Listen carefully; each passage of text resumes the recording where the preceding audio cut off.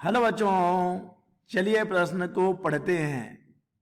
स्थिरांक के वाले एक स्प्रिंग द्वारा लटकी द्रव्यमान स्मॉल m की वस्तु को बाहरी आवर्ती बल F0 cos ओमेगा t लगाकर प्रणोदित दोलन कराया जा रहा है।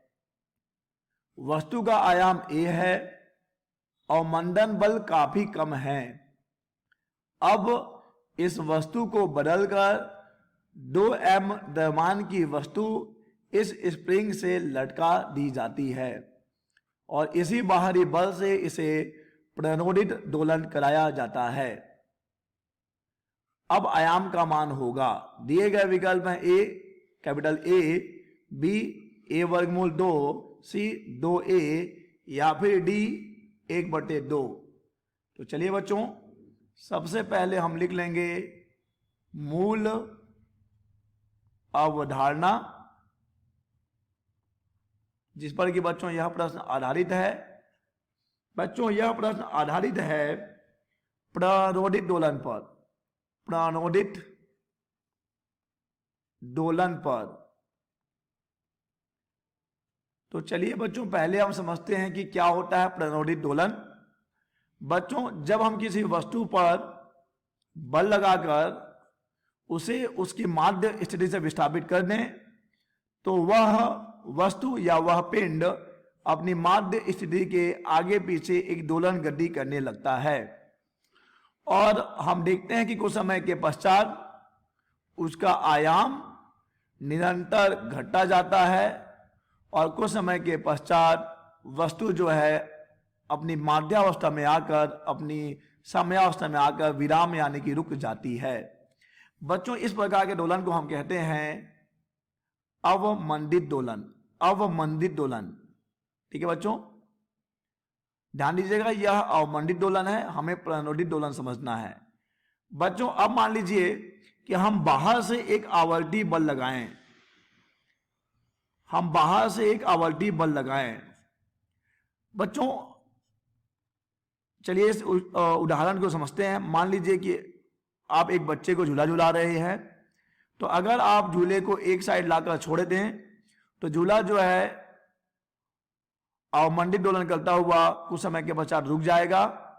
परंतु बच्चों, अगर हम बाहर से एक निरंतर बल लगाते रहें तो उस झूले का जो आयाम का दोलन है निश्चित बना रहता है। ठीक है बच्चों।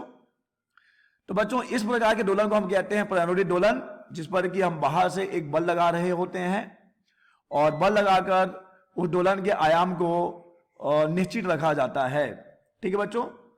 और यहां पर देखिए बच्चों, दिया गया है कि हम एक बल लगा रहे हैं F0 cos ओमेगा t। बच्चों, प्रणोदित दोलन में जो हमारा कण होता है उसका आयाम का सूत्र है a बराबर F0/m, जहां m उस कण का द्रव्यमान है, बटा बच्चों हो जाता है ये वर्गमूल।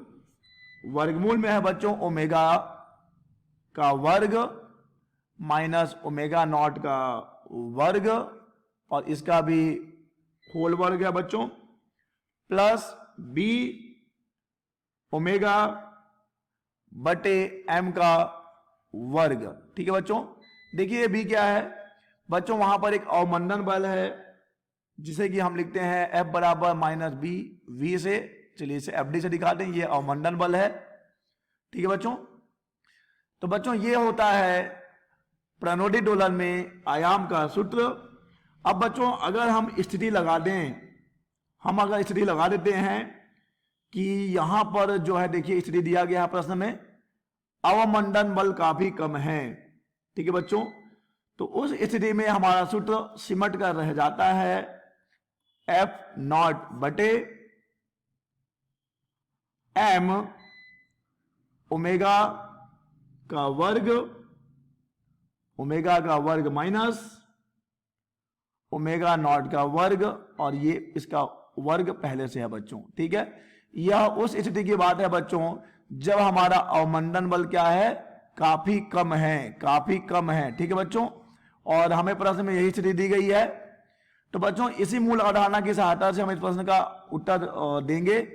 चलिए बच्चों, यहां पर हम इसको लिख लेते हैं कि ए बराबर हमने लिखा है एफ नॉट बटे एम ओमेगा का वर्ग माइनस ओमेगा नॉट का वर्ग का होल वर्ग। बच्चों देखिए ओमेगा जो है जो हम प्रणोदित बल लगा रहे हैं उसकी आवृत्ति होती है, और ओमेगा नॉट बच्चों उस निकाय या उस कण की स्वाभाविक आवृत्ति होती है, स्वाभाविक आवृत्ति। ठीक है बच्चों, स्वाभाविक आवृत्ति है। बच्चों अब देखिए जब हम बल लगा रहे हैं एफ नॉट और जब द्रव्यमान m है तब तो मान लीजिए उसका आयाम a है। दूसरी अवस्था में जब हम बल तो उतना ही लगा रहे होंगे तो एफ नॉट भी उतना ही होगा, लेकिन अब हमने द्रव्यमान क्या कर दिया बच्चों 2m कर दिया है। आवृत्ति हम वही रखेंगे, निकाय की स्वाभाविक आवृत्ति भी वही रहेगी बच्चों। तो अब देखिए बच्चों अगर हम यहां से देखें कि a डैश का मान क्या है तो बच्चों a डैश का मान तो a का आधा है। ठीक है बच्चों, अतः बच्चों अब जब हम द्रव्यमान को 2m कर देंगे तब आवृत्ति क्या हो जाएगी बच्चों, तब आवृत्ति हो जाएगी पहले की आवृत्ति का आधा। अतः इस प्रश्न का सही विकल्प हो जाएगा बच्चों D 1/2, D 1/2। आशा करते हैं आपको समझ आया होगा। धन्यवाद।